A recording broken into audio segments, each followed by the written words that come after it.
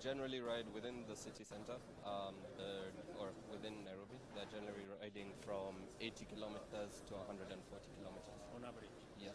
Days? Yeah. So with 2 batteries, you're able to charge through the whole day. You charge one, and we usually, the bike comes with a home charger, so you can charge it in your house when you're at home, and then So if you charge both, then you're good for the day? you're good for the day. What else we're also putting So a lot of the mechanical auxiliaries are being made locally. The battery compartments, the passenger footrest, the rear carriers we're starting to bring local, and a lot of the seats and 2 batteries, fiberglass. The only one that we're still trying to move to localization is the frame and the swing arm. Yeah. Yes, the main frame and the swing arm. But that's the difference, Your Excellency, is we designed the bike. It's our designer IP. It's not a bike that's made in India or China that we are importing in. Very good. So we'll explain.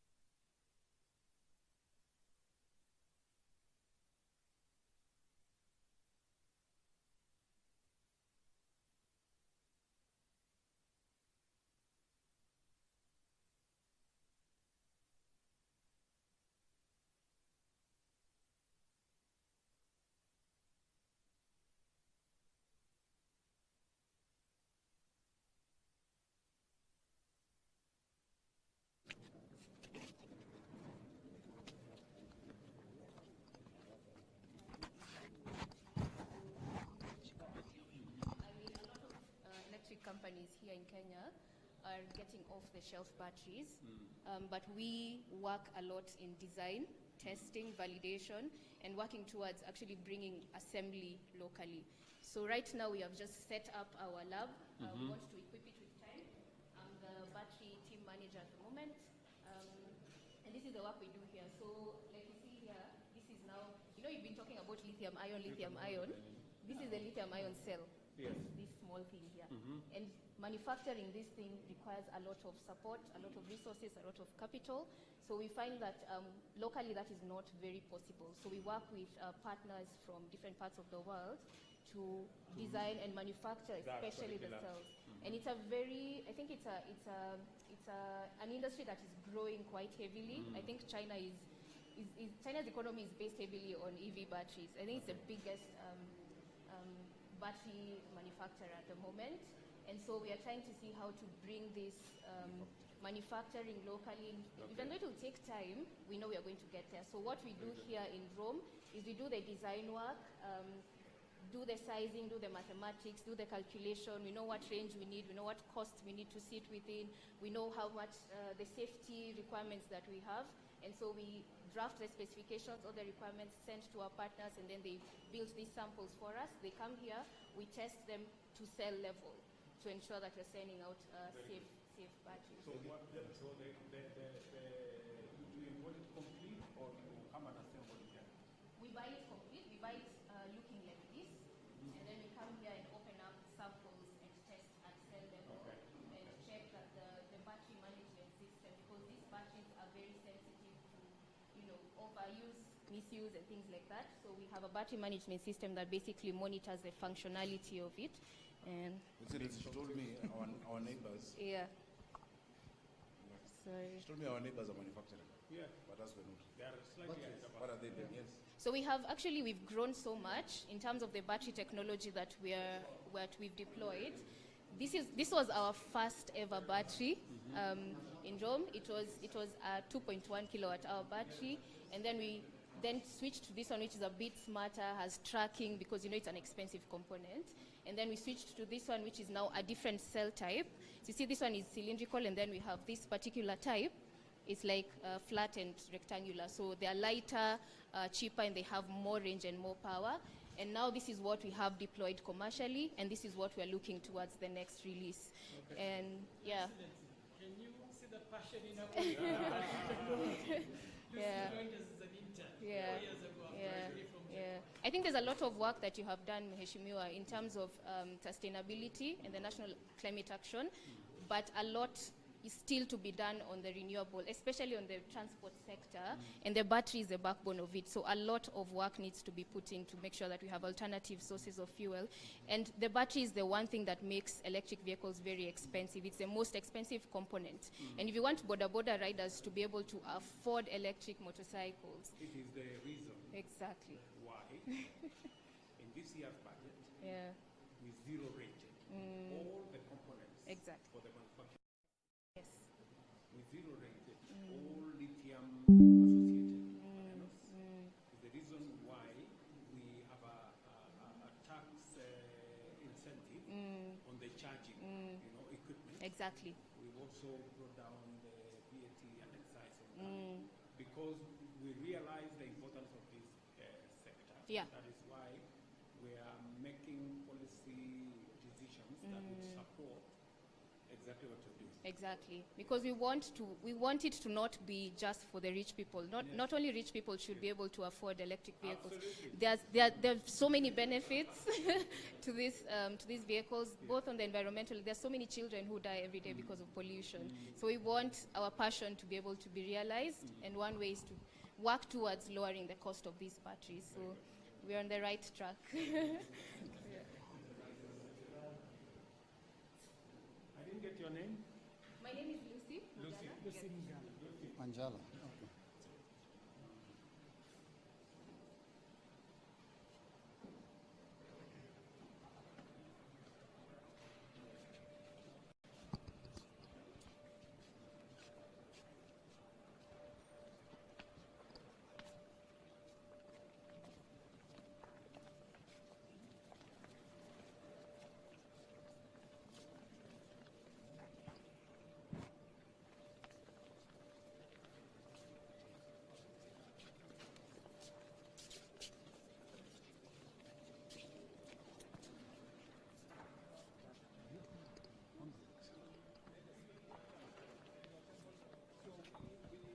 Buy cards from all across the world, and both from Kenya and from India, from China. We bring it here part by parts. This is called this is our sub-assemblies. So we take pieces like the sprockets, we mount them to the swing arm.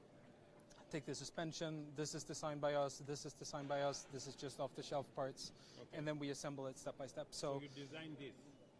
Yeah, we have designed that. Very good. And then you get somebody to manufacture. Exactly. So right now this is manufactured in India. We hope to bring it here eventually. We're working with the local For them suppliers. to get the tax incentives, they have to bring it like this. If they bring it as Yes. simple, then they pay higher tax because then they are taking away Yeah. jobs for Oh, I this think- is good from these good people.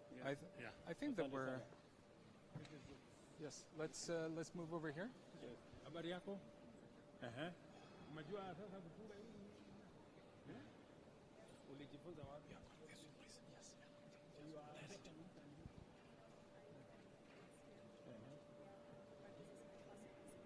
This is your first piece of work. And you are getting to learn a few things. Very good. Which college did you go to?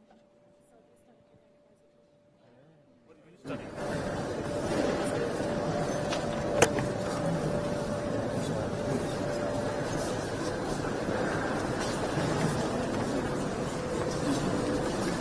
Yes, my friend. Habari yako? Yes. Everything starts here. Everything starts here with the frame. So this is our design. Everything here has been designed, built by Kenyan engineers, specifically for the sub-Saharan market and for it to be able to survive our various environments. So this is fully designed by us, and yes. No, at the moment we have outside partners that we are using, and then we send it out so that it comes back here. So as we move to the production line, we I was working in Toyota Kenya. Yes. Then when this electrical bike comes, then I was absorbed here. Yes. Okay. Yeah. So you're working with this good man. Yeah. Very good. Good luck, guys. So as we move, now we start adding our parts. electronics. So the battery is the heart of Yes. the bike.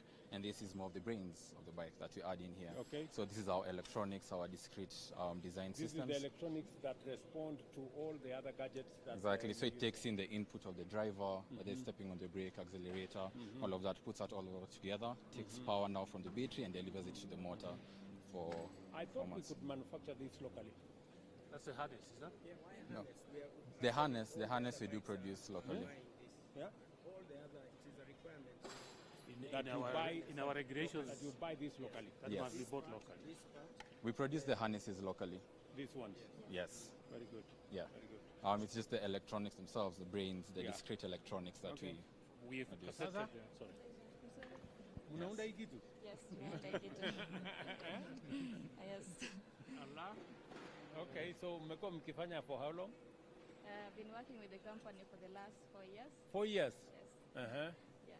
I'm currently the production line engineer Uh-huh. in charge of all the technical issues in the line. Uh-huh. Okay.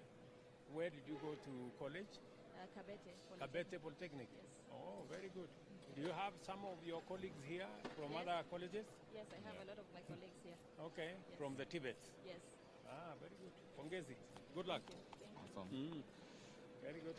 Ad- Excellence, there are 14 parts that we So, have gazetted yes. that must be bought from Kenya. When they Yes. bring the knockdown, 14 different parts. yes, they cannot bring that as part of the knockdown. So that's gazetted, and all the assemblers are go by those rules. When did we gazette that? That's 2019. Okay, very good. So this is where we start. Here we start adding the wheels. So the rear wheels come in. A few other components are added in here, but now it starts getting now the life of its own, right? And then as we go down, we now add in the front forks. So the front forks are what Slowly hold the, inaendelea now kuunda. it's on its own 2 feet now, Yes. right? Now it's Habari? standing by itself. How are you? Very good. Yeah. You Welcome. guys are sorting this thing out. Yes. Uh, She's okay. she's the team lead for Okay. the production line. Production line, yeah. Yes. Okay, very Yeah. good, very good, very good. Uh-huh. So at this So, point, you are aware that we have 14 parts that must be manufactured locally. Yes. You are aware of that? Yes. How do you make sure that that's the case? You Maybe work that- with- Yeah, we work closely with the warehouse guys. Yes. So that is where we confirm that the parts are Okay. locally made. yeah. And We also want- we have we- our manufacturing You guys. think we should increase the locally manufactured components? Yes. Yeah, so the plan we now have is to, because we want to promote local manufacturing of the things that our, young people like you and the others from Tibet can manufacture in other facilities, even if it's not here. Yes. Yeah, we should, so we are now saying from 14 different items, we want to go to 30 different items. Yes. So they are manufactured locally, so that progressively, in a short while, we should be able to manufacture the whole thing. For sure. Yeah. Yeah, Yes. sure. It's also part I think of that's our. a good idea. What do you think? It's a very good one. Okay. That's, Sawa, sawa. that's actually Ng'ang'ane. part of our Yes, design understand. ethos. Very Every good. single component that we are designing specifically to be able to Yes. produce it Yes. in here. Uh-huh. So we are almost there. We are almost there.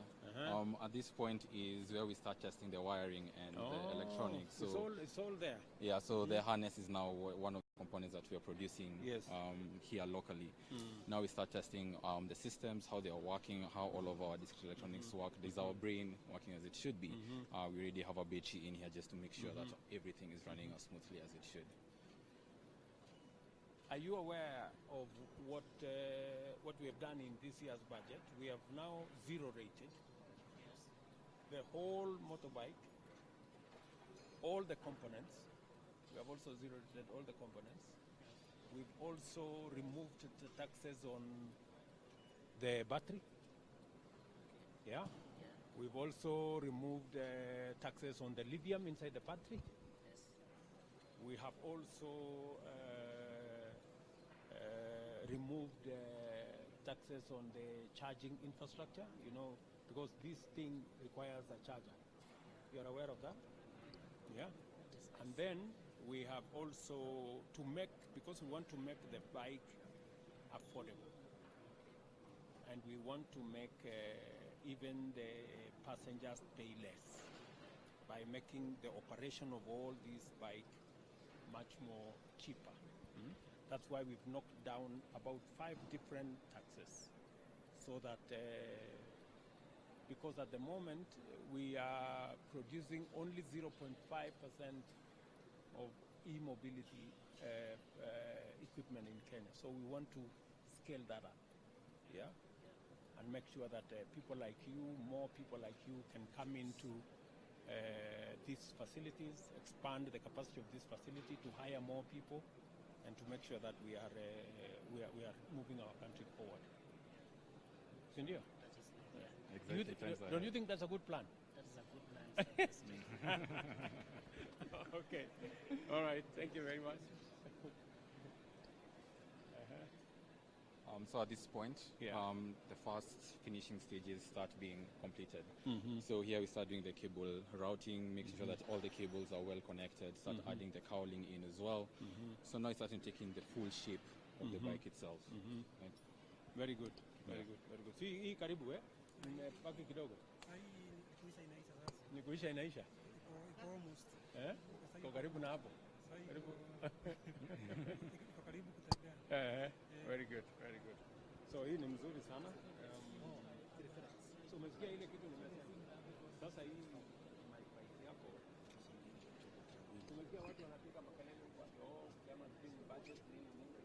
Kwa hii budget tumetoa hii motorbike yako hii yote. Tumeandaa ushuru. Kwa sababu tunataka kuongeza wale watu wanapata kununua hizi motorbike. Na pia katika ile kuondoa ushuru yote tumeondoa is to make the bike cheaper and to also make the passengers pay less. Because if you're operating with a less cost, you can be able to charge less. Sindio?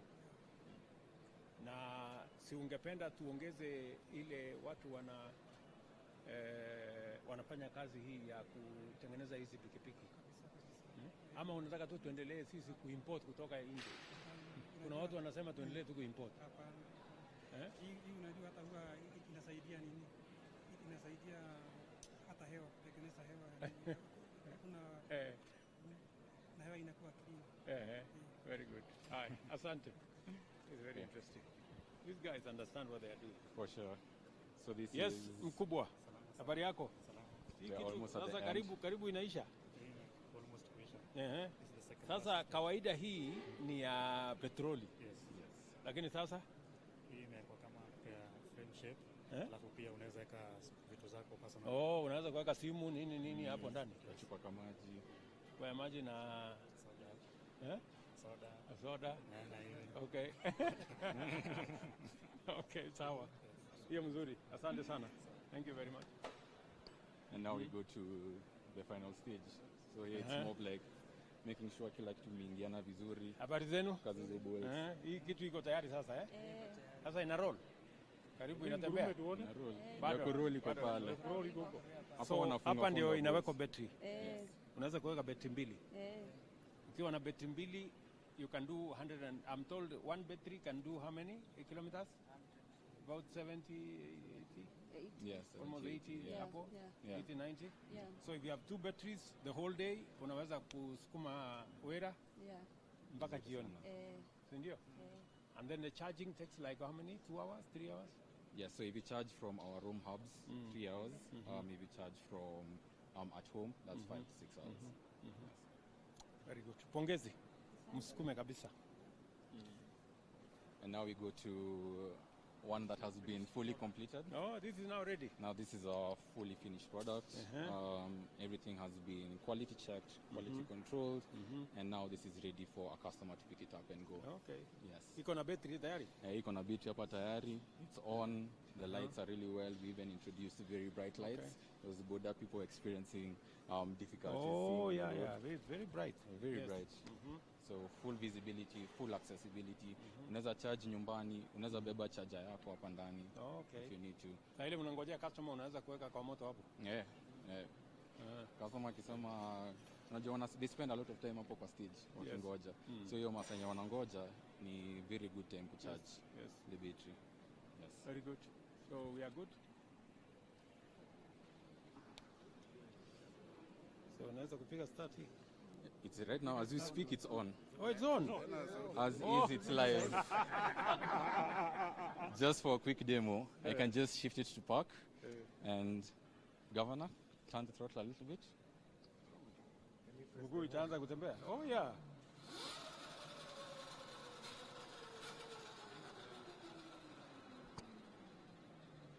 Hii ndio. That's the front brake, and that's the rear brake on a kanyaga pale hapo. Iko na horn. Just yes, it has a horn. Kandia kidogo. Op. Oh. Oh, hii ndio brake, eh? Yeah, and this also the front is the brake as well. Inaanza kuruka. Be careful, guys. No, it's in park. No, it's in park. Hanging, so it can't go. Yes. It's hanging. So as you can see, it's very comfortable, very easy to use. This one, inamuonesha pale battery imefika. Oh, and then you can monitor the battery from there. Yeah. So you can tell the range you still have. Oh, okay. Bike kama umekwama. Very good. Naweza kuanguka chini. Yeah. Now, all our tires are imported. No, this is not right. But even for cars, I think there's just some small incentive. Sure. It's actually been a big challenge for us as well. Yeah. Yeah. Umeizungusha, eh? Yes. Some of our customers there. Exactly.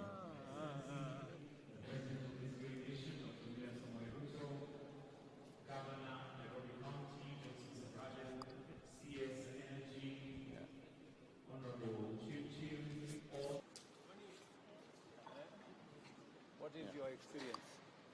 Actually, it has helped me a lot in saving a lot as compared to fuel bike. I can be able to Fuel bike kawaida ina I used to spend around 400 shillings with the kwa kununua petrol. Yes. So with this one I can charge it at home with less than 100 shillings, and I'm able to do my job the whole day. Okay, na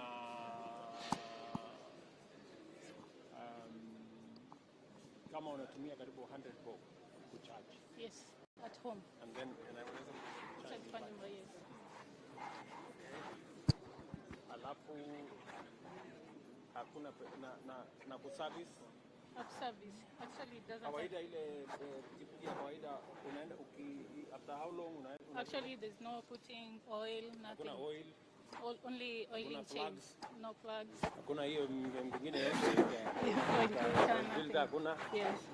So hiyo yote normally you used to buy those every yes. 2-3 months, Yes. maybe 4 months. Yes, that oil, plugs, they're changing of many things, but only this one is just oiling the chain. That's all. Alafu unasonga. You're good to go. Okay, it's good. So you think it's a good, it's a better idea? Yeah, this is the best.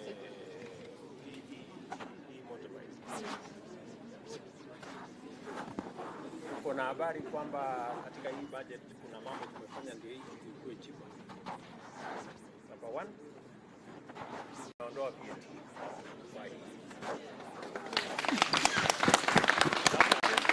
Hii motorbike itakuja chini by 18%.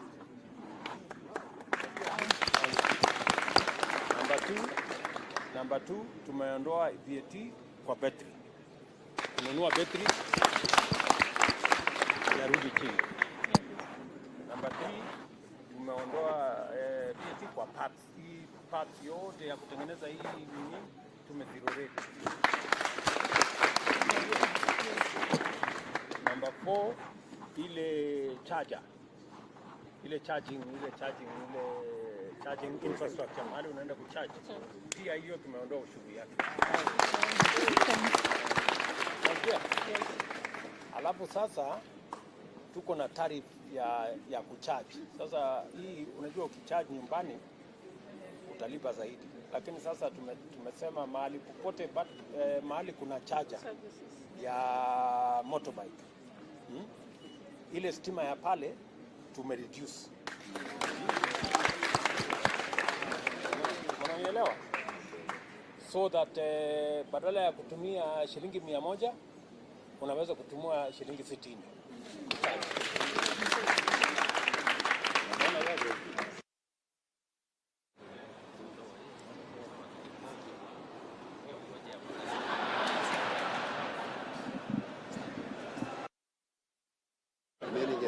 Hawa watu ni wazimu kabisa. You know? So tunataka alafu kupunguza gharama ya hii. Itamaanisha wale watu wanaajiriwa hapa wataongezeka. Kwa sababu saa hizi how many motorbikes are we producing in Kenya now? Less than 1,000. We have only done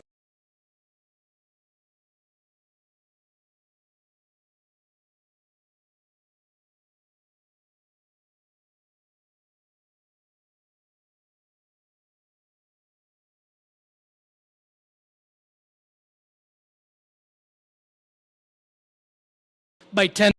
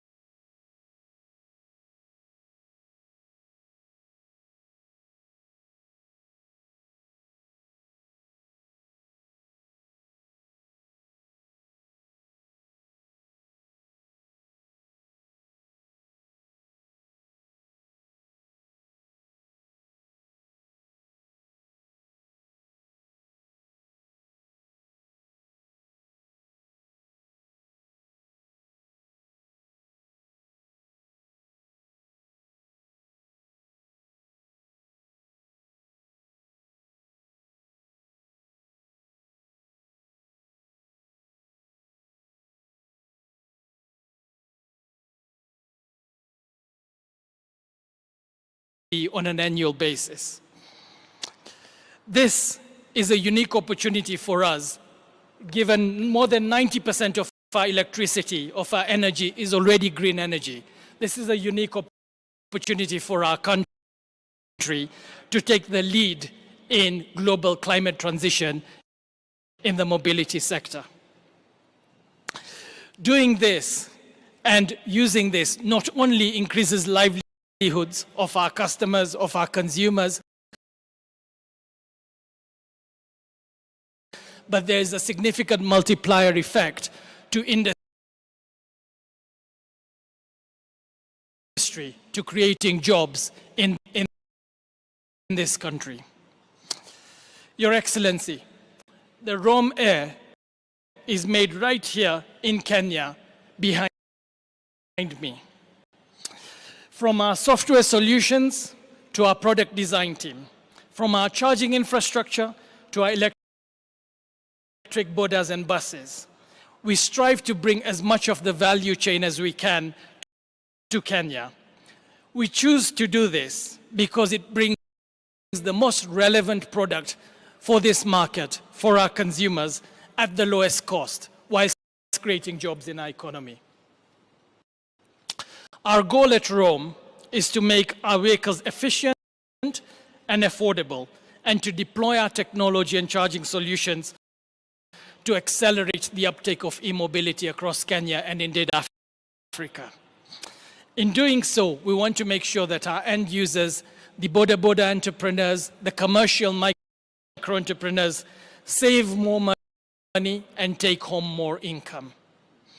Every Rome Air motorcycle is sold with a battery, with an at-home charger that makes charging an affordable solution for our consumers, and safety is equally important to us. So with a helmet and a high visibility vest that you can see there. Your Excellency, we truly appreciate the efforts and your assistance that your government has made for the e-mobility sector. the VAT exemption goes straight to the bottom line, goes straight to our end consumers. That's a 16% reduction in the cost of purchase of a new vehicle. The concessions you've made on import duties, on taxes, on excise duties, also helps us reduce the cost of our manufacturing of the motorcycle. Specifically, the electricity tariffs have come down, as we were discussing earlier today, to 8 shillings off peak, 16 shillings peak. Makes a big difference to charging the motorcycle. 150 shillings versus 500 or 600 shillings in petrol is a massive saving to the end consumer. Thank you, Your Excellency. At this facility, we can produce more than 50,000 motorcycles per year. We're ramping up our production and delivery schedules as time goes by. At the end of this year, we would like to have thousands of bikes on the road to our end consumers, saving them between 20 to 25% every single day. We want to support our customers as well by installing public charging infrastructure.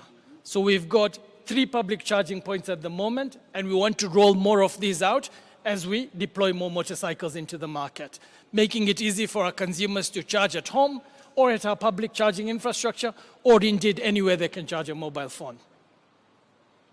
We aim to start in Kenya, and there's no reason why from Kenya we can't export our motorcycles and vehicles to other parts of the continent. Finally, Your Excellency, distinguished guests, there's 2 stories I'd like to tell you, with your permission, to make this very real and to tell you what we at ROM get very passionate and enthused about. Your Excellency, you met Lucy Mugala at the Battery Lab. You could see her passion for batteries. Lucy joined us as an intern about 4 years ago after a degree in mechatronics from Jomo Kenyatta University of Agriculture and Technology. In 4 years, she's risen to head our battery technology team. Batteries are the second most passionate thing she's about. The first is her daughter, who's 4 years old today, Elodie. And what drives Lucy is the passion she has for the products that we make to deploy across the country, these mobility solutions, such that her daughter can live to see a more prosperous, a greener, and a better Kenya. Your Excellency, next, you also met one of our customers, Lillian Moyanga, over there, very nicely on her motorcycle. Lillian is a single mother of a 12-year-old boy, David Kinuthia. Lillian has been a boda driver riding across Kilimani for the past 6 years. She's one of the early adopters to an electric motorcycle. She started using the ROM Air 1 year ago.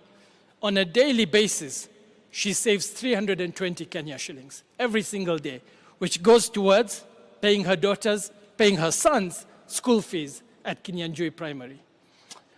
Your Excellency, distinguished guests, these are the things that motivate us to do what we want to do, right? This is what drives the passion we have for e-mobility across the region.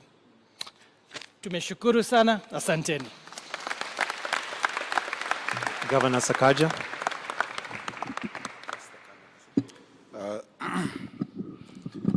Thank you very much, Your Excellency, the President of the Republic of Kenya, Waziri Davis, wabunge, makastoma wa ROM, wale wanaendesha bodaboda, Bwana asifiwe.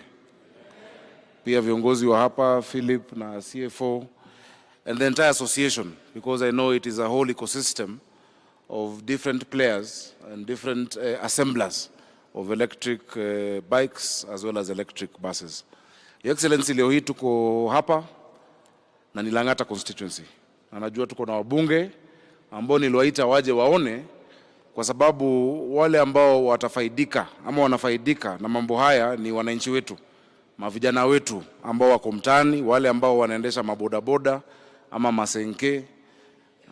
Si hivyo ndo tunaziita wale madereva masenke, mavijana wetu mtaani, na pia wale ambao wanafanya kazi hii. So utanikubali tafadhali ni mwalike Jalas, kwa sababu pia ni hawa wabunge wakiwa bungeni ndo walipitisha sheria ambayo imeruhusu bei ya hizi vitu kushuka chini.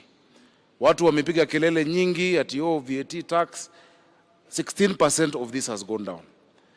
The tax ya battery imeenda chini. The excise duty imeenda chini. So nataka Jalas kwa niaba ya wabunge wote, kwanza tunakushukuru, tumpigeni makofi akija na utatuintroduzia, utueleze wale wabunge ambao wako hapa. Lakini kabla yako pia nimeona tuko na Bishop ni leader katika assembly ya Nairobi. Just say something on behalf of all the MCAs who are not even here. Alafu Jalas.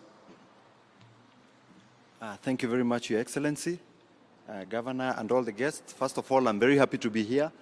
And I believe that some of these things are best when we see them.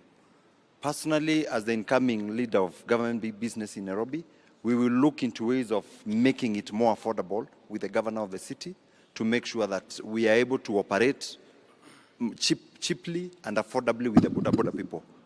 To the CEO and all the people who are doing this, this is wonderful, and we look forward to seeing this.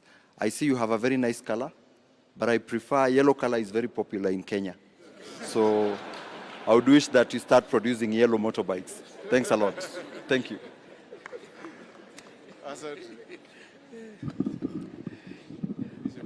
Thank you so much, Your Excellency. Karibu tena Langata. This is your home.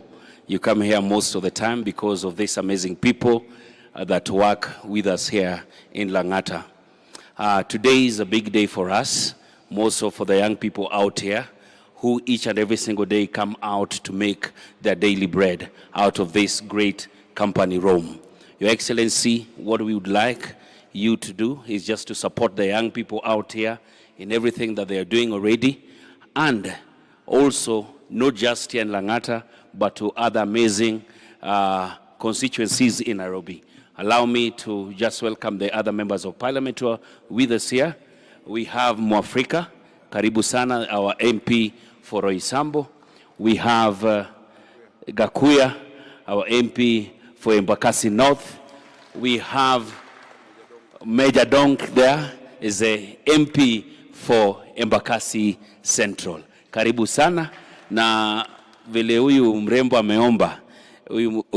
ameomba umpange, yeye anatoka hapa Langata. Hiyo loan yake yenye imebaki, mimi nitaandika tu jina yake alafu wewe utalipa. Asante sana. Thank you so much.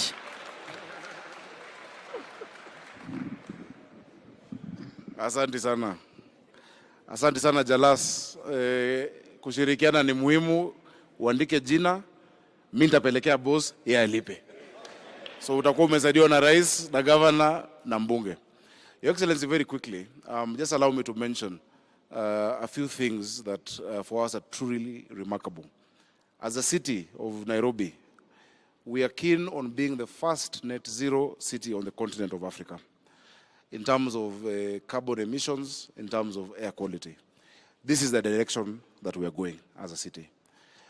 On top of the cost that you have reduced, we are going to partner with you in creating the charging stations and reducing the licenses, ile cost ya licenses ambao each station is required to pay, and the rates applicable to them. My leader is here, nitahakikisha kwa assembly, because our finance bill is now being discussed. At least tupunguze hiyo. Na hizi stations ziwe nyingi, ziwe mtaani. Kila constituency kuwe na station, ili pia hao wenye wanaendesha bike waache kuwa na what we call range anxiety. Haujui pali itafika ama kama itakatika, but unajua the next place you go, you'll be able to get a place to charge. And not just for the bikes, also for electric vehicles and for electric buses. Na kushukuru, Your Excellency, a few months ago nilikuja kwako kwa mambo ya BRT ya Nairobi. Ilikuwa imekwama kidogo kwa ile serikali ya awali, mambo ya cabinet. You have done with Mheshimiwa Murkomen the cabinet memo. The issue has come to you. We've gotten money from the European Investment Bank. Ile line ya Thika Road kuanzia hata Ruiru ikija Kasarani all the way to the CBD inaendelea with the Europeans. Line ya Juja Road from Dandora, I think that one will also start, because this is the direction to go to as a country. Vile unajua, you're leading climate action on the continental level. I am also the Vice Chair of Global C40 Cities Climate Action, nikideputize Mayor wa London. Kenya lazima ikuwe number 1 kwa hii maneno. Kenya lazima ikuwe number 1. Na tayari in renewable energy we are leading the continent. Your Excellency, ukisikia kwamba in the last 4 months, this industry has employed 4,000 people. You know, that is what we had at the briefing. Yet to produce bikes chache sana, kuna potential hapa. Our biggest problem today in Nairobi and in the country ni vijana ambao hawana kazi. It is millions of disengaged, disillusioned young people who are educated. Umesikia story ya the ones who are working here. A degree in supply chain management, yule msichana ambaye wanafanya batteries, she knows what to do, but the opportunities have not been there. These opportunities for young people will not create themselves. Lazima ipangwe. It must be worked on. And this is one of the ways that we're doing it. So we really support Your Excellency for taking the lead in creating employment for our young people, and we will do our part as a county. Finally, Your Excellency, ile ningeomba, kwa sababu najua kuna pali umetushikilia kwa aggregation and industrial parks kama county. Nafikiri tukaleta hao manufacturers wa hizi pia kwa special economic zone, such that they can benefit more. Tunaweza serve East Africa yote kwa mambo ya electric bikes na electric vehicles, such that if the cost to Philip and his team ya kuiproduce, if the cost to Moses and the Ruto ambaye anafanya mabasi imeenda chini kidogo, why shouldn't Kenya supply Uganda, Tanzania, DRC and Rwanda as instead of importing them from China? The biggest portion component of this battery ni cobalt. Cobalt inatoka DRC, inapita Uganda, inapita Kenya, inaenda Mombasa, iende China, watengeneze battery alafu waturudishie hapa. I think in future, that company doing it there, why don't we invite them to come do it from here and serve the entire East African market? Hii kitu itaenda chini zaidi, watu wetu wafurahi. Kwa hayo mengi, Your Excellency, uniruhusu sasa nimwalike Waziri Davis Chirchir aseme yake alafu atakualika. Karibu. Your Excellency, President of the Republic of Kenya, the leadership of Nairobi County led by Johnson Sakaja, and the Member of Parliament and your team, Jalango. Your Excellency, tumefurahi kufika hapa leo kushuhudia na kueleza hawa wenzetu wa Roma kwamba tutafanya kazi pamoja, tusukume hii kazi mbele ili kwamba the hustler nation on our bottom-up program do get the benefit of the cost of doing business at that level.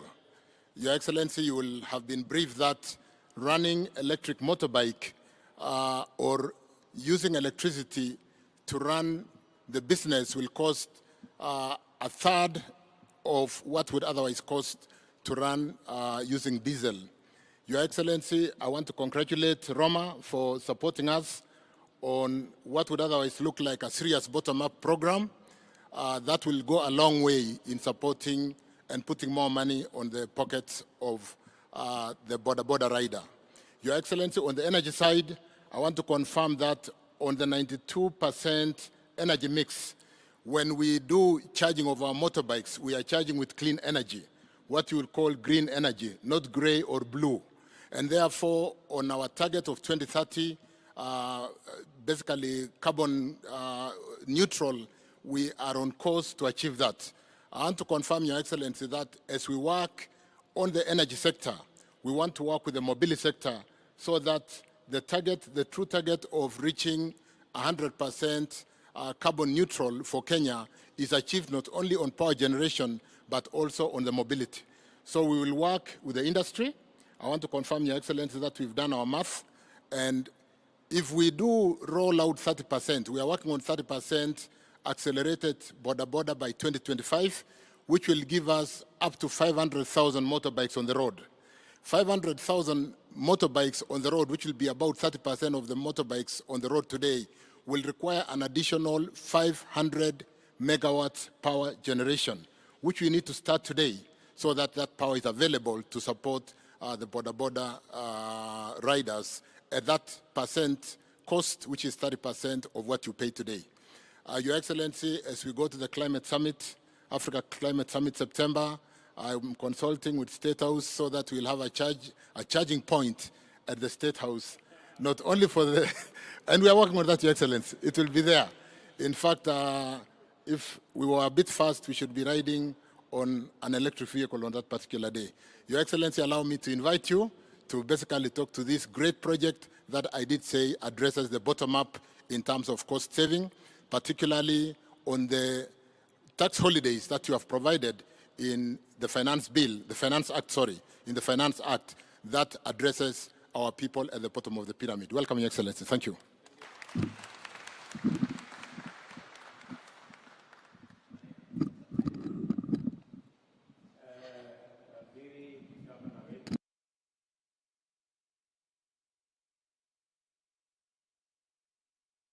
Rome na wananchi wenzangu wa mjambo.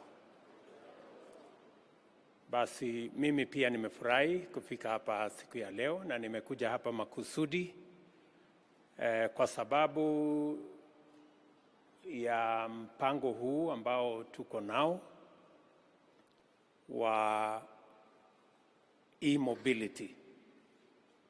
Nyinyi mnaelewa ya kwamba mimi kuwa rais, watu wa bodaboda walinisaidia sana.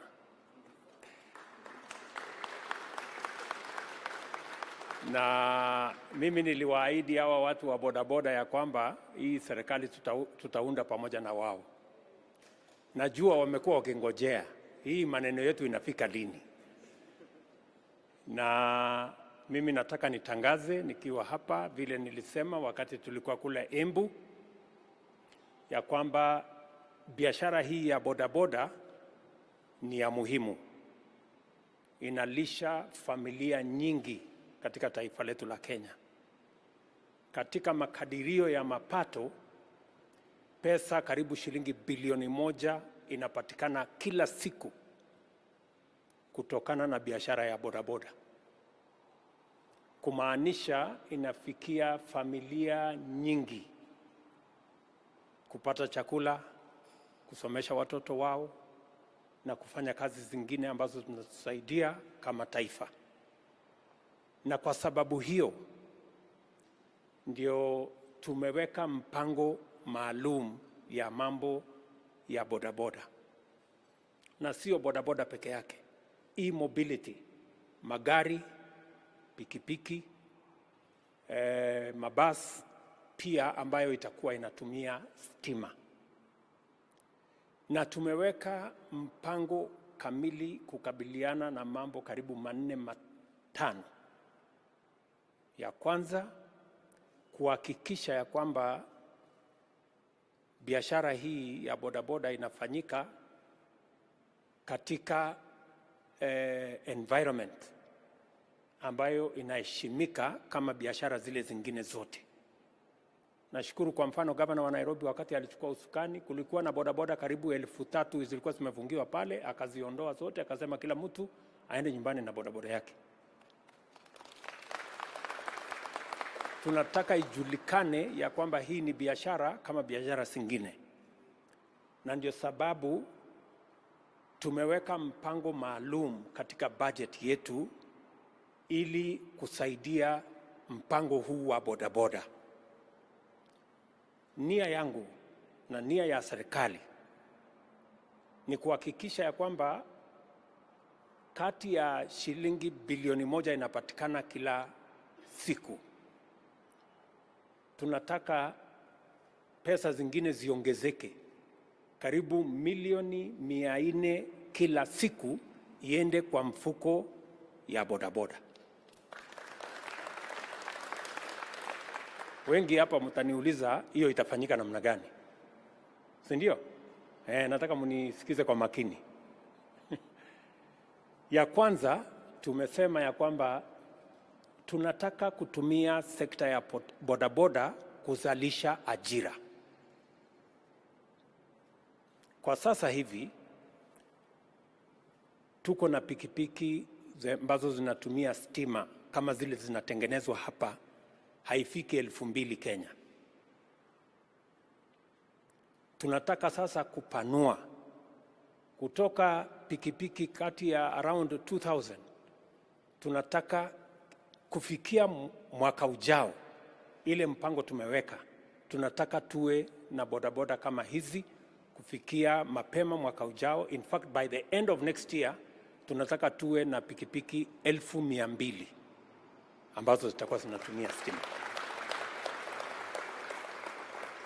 Kuna kampuni tumekubaliana na wao vile pikipiki zitapatikana zinazotumia stima 1,200 kufikia mwaka ujao, na ndio sababu tumeondoa ushuru kama sehemu 5 ili kusaidia sekta hiyo kukua. Ya kwanza tumesema VAT kwa bodaboda ambayo inatumia stima tutaondoa 16% VAT ile iko juu yake, kumaanisha ile bei ya sasa itarudi chini by 16%. Ya pili, tumesema spare parts zote ambazo zitakuja kutumika kutengeneza bodaboda pia tunaondoa ushuru ya VAT. Ya tatu, kwa sababu ile kitu ya muhimu sana kwa hii pikipiki ni betri, tumesema vile vile ile parts yote ambayo inatumika kutengeneza betri na hata betri yenyewe pia tunaondoa ushuru. Ndio ukitaka kutengeneza hiyo betri Kenya iko bei ya chini, ndio ukiagiza kutoka nje iko bei chini. Ya ine, tuko na equipment ya charging, tuko na charger, tuko na pale equipment ya kununua pale charging station. Mumesikia management ya hapa, mumesikia Sakaja akisema ya kwamba pale tutatengeneza charging stations ziwe nyingi, ndio unaweza kucharge pikipiki yako ama gari yako different places. Hiyo equipment yote ya charging stations pia tumeondoa ushuru.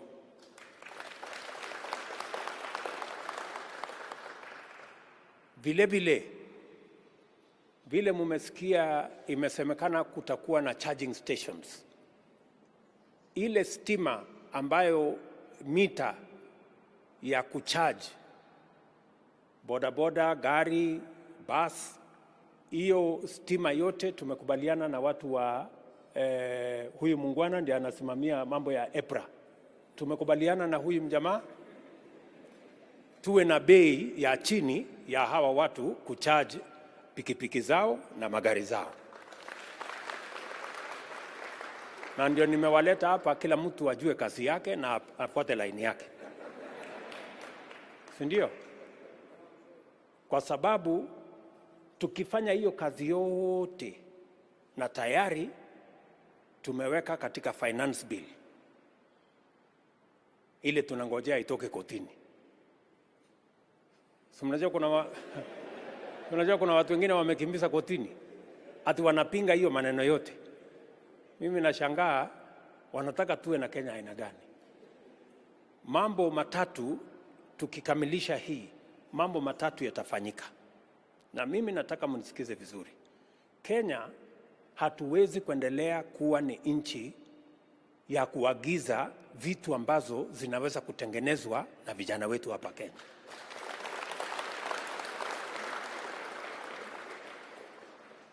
Saizi tunaagiza simiti, na simiti inaweza kutengenezwa Kenya. Tunaagiza steel, na steel tunaweza kutengeneza Kenya. Imagine tunaagiza mpaka furniture, kitanda, sijui meza, sijui kiti. Kuna watu wanaenda kutuletea kutoka sijui Ulaya, sijui kutoka China, sijui kutoka wapi, ati tunaagiza samaki.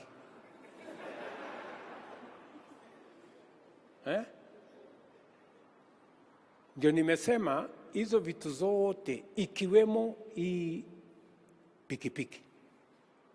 Hii pikipiki tumekubaliana, number 1, kuna parts 14 kwa hii pikipiki.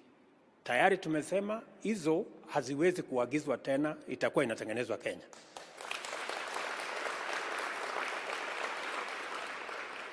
Tukisonga ikifika mwaka ujao, tunataka tena kuongeza zile parts kwa hii pikipiki kutoka 14 parts mpaka 30 parts ambazo zitakuwa zinatengenezwa Kenya. Ndio tupate watu wengi kama Lilian ambaye alitoka university. Kuna mrembo mwingine nilikutana naye hapo alitoka TVET. Alitoka TVET, saa hizi anafanya kazi hapa. Hawa vijana wengi ambao wanatoka TVET kila mwaka, njia ya kupanga ajira yao ni kuacha kuagiza vitu zinatoka nje, zile zinaweza kutengeneza na vijana wetu hapa Kenya.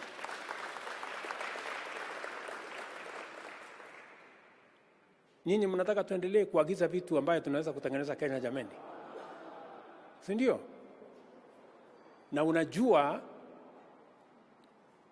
matatizo ambayo tumekuwa naye ni kwamba sisi kama viongozi hatutaki kuamua ile mambo iko ngumu, kwa sababu tunataka tu kupigiwa makofi kila wakati.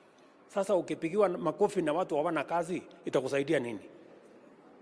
Si heri upange kazi ya hawa watu ndio wakikupigia makofi, at least wako na kitu kwa tumbo ama nini?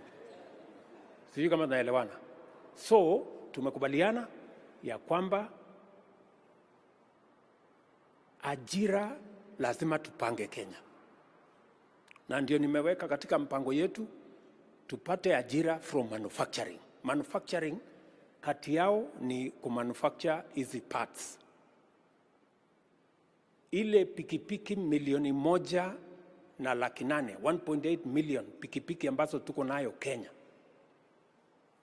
in the next 3 to 5 years tunataka tusibadilishe zote iwe ya kutumia stima,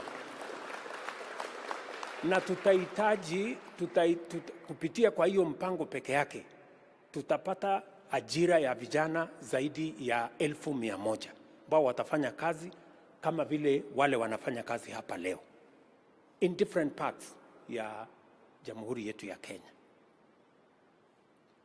Vile vile tumekubaliana ya kwamba wakati tunapanua nafasi za ajira kupitia hii mpango ya e-mobility, na tukibadilisha, hatutakuwa tunatumia dola zetu ambazo tumepata kwa kuuza chai, kwa kuuza kahawa. Hatutakuwa tunatumia dola zetu ati kwenda kuagiza mafuta.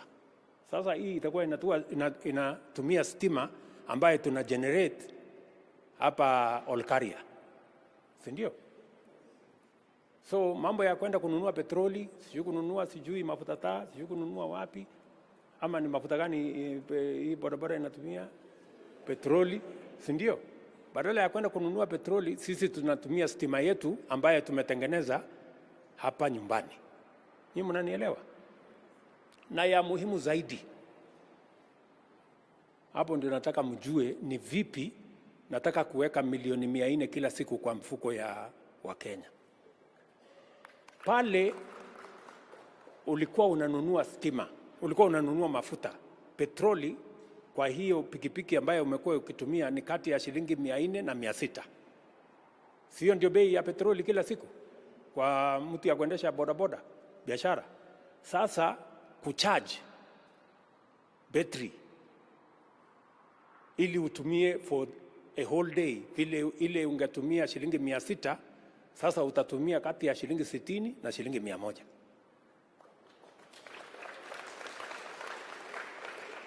kila siku.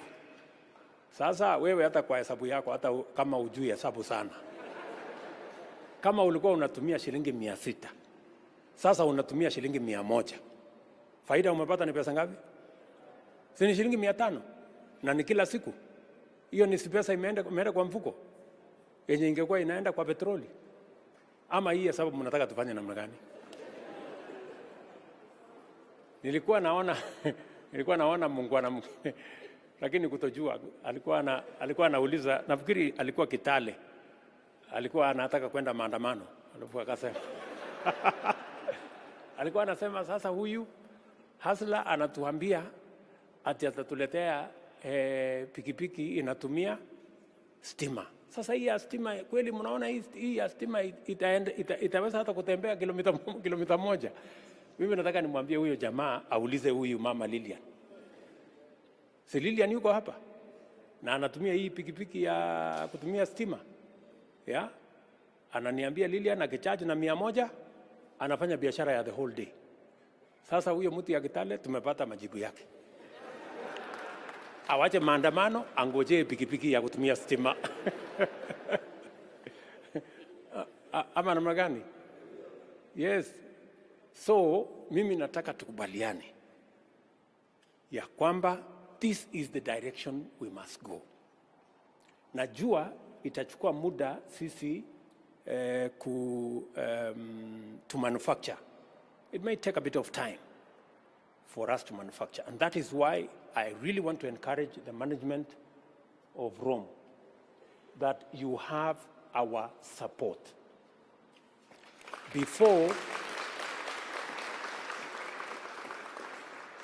Without you talking to us, we have taken the steps that we have taken. We are ready, we are willing to discuss with you even further additional interventions that the government can do to make it easier for you to produce, to make it cheaper for us to produce. What we must sort out now, which is something we are working on, is to make sure that financing is also sorted out. Bado tuko na shida pale kwa vile ya kupata hii pikipiki na kulipa. Watu wengi wanalipa karibu mara 2 bei ya pikipiki. Pikipiki ya shilingi 1150 unaenda unalipa mpaka inafika 300,000. Si ni kweli? Sasa hapo ndio tunataka tujipange. Na mimi nataka niwaambie, nimeshawaambia wizara and the PS is here wa industry, huyu anaitwa Muhwana. Nishamwambia hawa jamaa wapange.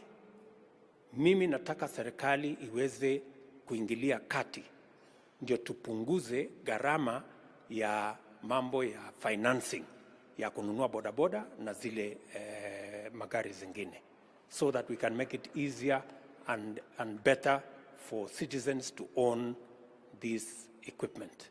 Tunaelewana? Hiyo ndio mpango yetu. Na nimesema vile nilisema kule Embu, tarehe 1 mwezi wa 9 ambaye imebaki sasa karibu siku sijui ngapi, tutatangaza vizuri mpango yetu ya vile tutasaidiana na watu ya sekta ya bodaboda na hata e-mobility in general. And therefore, I am truly happy to see what is going on in this facility. And it is because we believe as a nation that with different types of intervention, especially around tax, we can make things a lot better. The reason why this sector has been having challenges is because we've been having the wrong policy interventions around tax. And that is why you have heard me internationally talk about we need to change the financial architecture that we currently have that is not supportive of enterprises that lift the majority of people out of poverty and build the capacity of more businesses to be able to drive our progress, our prosperity, our development, and our economy. There is a solid case for a relook on our global financing architecture, even as we look at our domestic financial architecture. You can see that just by intervening in a very small way, we are able to bring down the cost of our e-mobility infrastructure by between 16 and 20%, just by adjusting taxes here and there.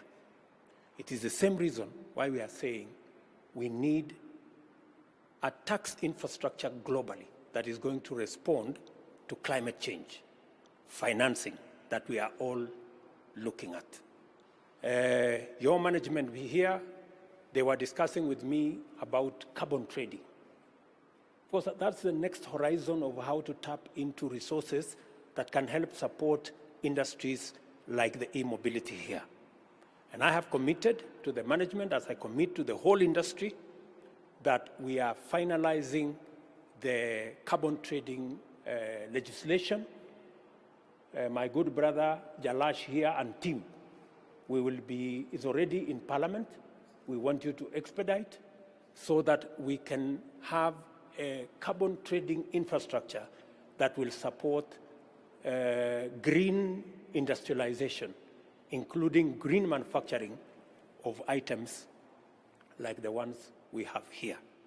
So I am very happy this afternoon to be part of this very important intervention.